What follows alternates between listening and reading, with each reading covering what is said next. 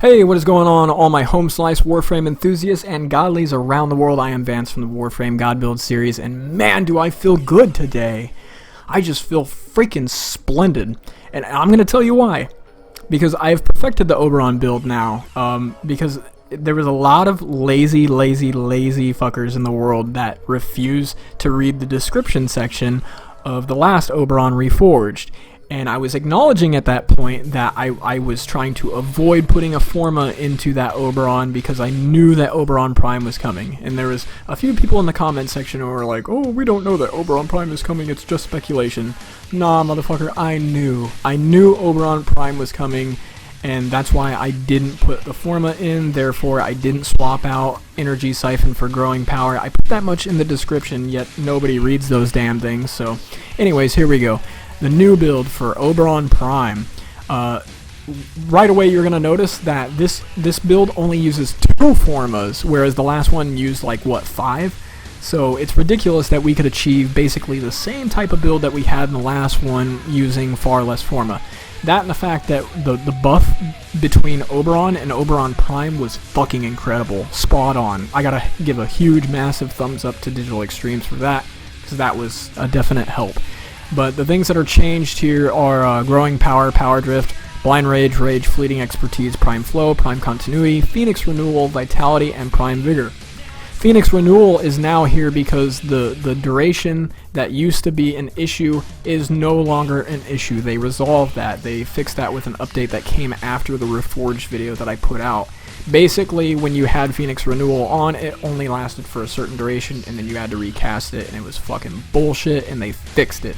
So now it works, but the only thing that's wrong with it now is the fact that once Phoenix Renewal goes off, it has a 90-second cooldown, and I think that is just freaking ridiculous.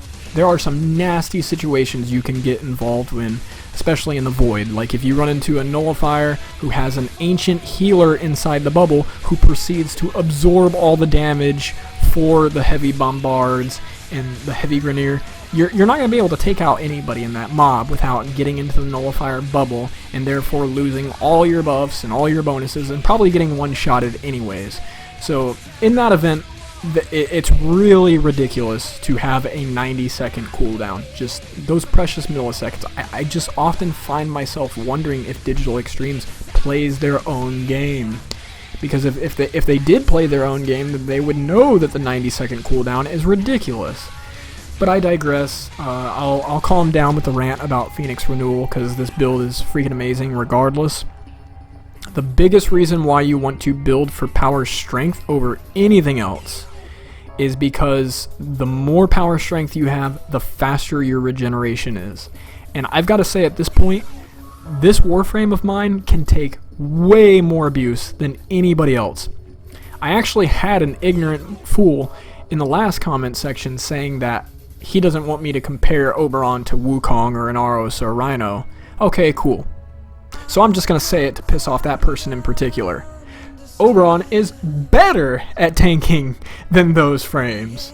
I kid you not, because all you really need to do, especially if you're testing against really high-level mobs in the Simulacrum, is take a few of their shots, cast a smite every once in a while to let your regeneration take effect, and you won't go down. You can't go down. You can't even go down because of Phoenix Renewal. I've not seen a Warframe that can tank as good as he can. So, for me to compare him to Wukong or Rhino or an Aros or anybody else who can tank Chroma, it's an accurate comparison. Speaking of which, I also encountered someone who was using a range build Oberon, and I had to state to them, I know that I rub people the wrong way a lot of times with first impressions, but I really was trying to help this guy by insinuating that his range was not good. And the fact of the matter is that we talked about this before, me and my buddy Jared, in a previous video titled Oberon is Still Bad. You can still go and view it if you would like to do that, because it was relevant at the time. Everything that we were saying at that point in time was accurate and valid. When enemies are confused into fighting each other, they don't prioritize fighting each other over you. So the biggest reason why you don't build for Hallowed Ground is the fact that in the event that you're casting it to save yourself, you're not going to be saving yourself at all. if you're anywhere near that mosh pit of enemies, they're still going to target you. You're still going to get your ass kicked. And with this particular type of build, you're not. You're just going to regen from all the damage that they put into you, and you're going to get energy from it because you have rage present. Funny thing is that a lot of people were saying that I needed a little bit of duration for efficiency, and they were somewhat right. I'm not going to say that. I'm not going to concede defeat on my stance. I still view duration as very minuscule, but I have it here because it does help with efficiency just a little bit, and because of that reason, we don't actually have to use the Super Vandal. I'm just choosing it because I like to have assurance. I like to be better safe than sorry. I don't want to be caught in a situation like what I was with the previous build where I run out of energy and have to rely upon Energy Siphon and Xeneric Lens to rebuild my energy rapidly. And that's what Energy Siphon and Xeneric Lens were good at doing, is replenishing your energy in a short amount of time. That's why I had it present, and that's why so many people went apeshit in the comments, but I digress.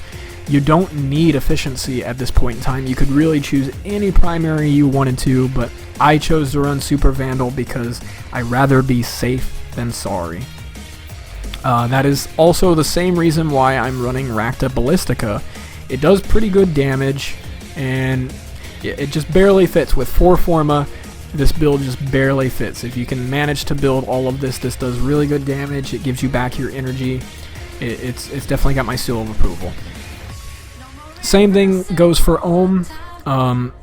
You could swap it out for any melee that you wanted. I'm just sticking with Ohm because it does really good melee damage, and for those really stubborn enemies that just don't want to die, I use Ohm on them because it's very good at killing them. I can kill level 140 heavies very, very quickly. I use this to chop down the metaphorical tree. It's very, very awesome for killing stubborn enemies that don't want to die, especially if you smite them, knock them on their ass, and do some finisher damage, combine it with some combos. Amazing. I never equip this though. I'm not a very big fan of equipping exclusive melee weapons because the quick attacks are usually better. They discard enemies faster. It does just all around better DPS. And the same thing goes for my companion. Phoenix Renewal won't work on your companion, but the Renewal will, and it keeps your companion healed. And I've showcased this build numerous times, but it's really a tank. I would go so far as to say that the Renewal, if you choose to use a companion, you don't actually need Pack Leader. You could swap that out for something else. Although I don't really know what else you would put in here because nothing else really matters. I mean, I might swap out Pack Leader for Link Shields if I was using it. For anybody other than Oberon, but I use this companion for multiple people, so that's why Pack Leader is here. As I said, you could swap it out for something else. It's not the end of the world if you don't agree with the build and swap it up. It's no big deal. But moving on to the lenses, I still haven't really come to a conclusion on which lens I want to use, and it's just because there's a lot of things that I still haven't unlocked yet. I've heard people, there was one person in particular that actually recommended Traumatic Redirection under the Naramon tree. And if you have this unlocked, God bless you, because I don't. And it's going to take a while for me to get it unlocked.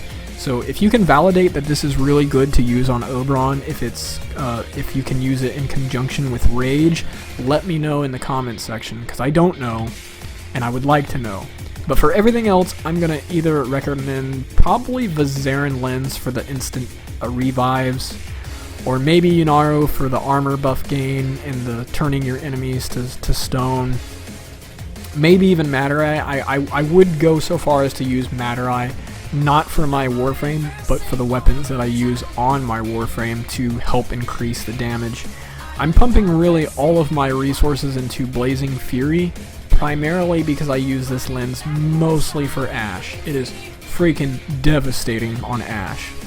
That being said, the only thing that I have left to say is I featured the Zenith build on my Volt, and I forgot to mention that Zenith is probably the perfect weapon for Necros.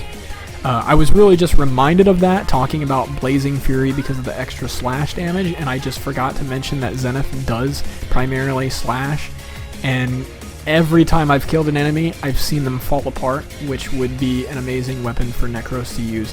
Because I know that a lot of people tend to use Sancti Tigris or Tigris Prime, and that's fine, that's cool, but a lot of people don't appreciate the fact that it's only good for 2 shots and then you gotta reload. So in the event that you have the day 500 login reward for Zenith, definitely use that on Necros, because that does, and slash, it'll split enemies in half, and therefore you'll get double the loot. But I'm also gonna recommend that you check out the speed paint, the Oberon Prime inspired speed paint that I just recently uploaded, primarily because I am trying to involve the viewers as much as I can with that video. I'm holding like this little contest thing in which I'm involving all the artists. I'm trying to get everyone to do their own interpretation of a character that I presented. So if you're interested in that sort of thing, I highly recommend that you go check out that video. And thank you guys so much for supporting me for as long as you have. And if you're new to the page, hey, thanks for viewing. This has been Vance, as always, signing out. Until next time, peace.